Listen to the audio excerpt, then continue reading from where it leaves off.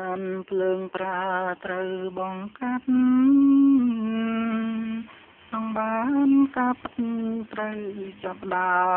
មតែបើភ្លើងឆាំងក្នុងខ្លួនយើងជួលឆាបបេះដូងក្តៅក្នុងចិត្តភ្លើងឆាំងខ្លួនឯងញ៉ាំងបងខំខ្លាចជាខ្ទង់សដល់ជីវិតរួចឆាំងរៀលដាល់ញៀតឆ្ងាយចិត្តបង្ខិតគ្រួសារចូលជ្រួងកម្មព្រៃស្អាតណាយคลายជាថ្នាំពុល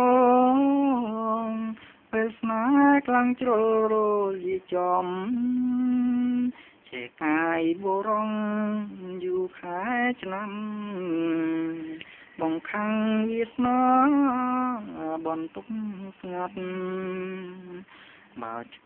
ជាងក្រាំងបំបាយទ្វីស្នេហ៍មិនជួបគ្នាចេញពីមាត់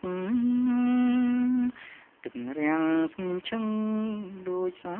មុទ្រអាចមានការពិតក្នុងលោកនេះ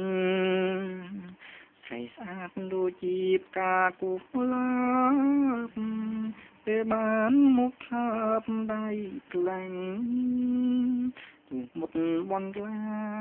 ឬភ្លើងឆាច់បាត់ការត្រេះរិះពិចារណា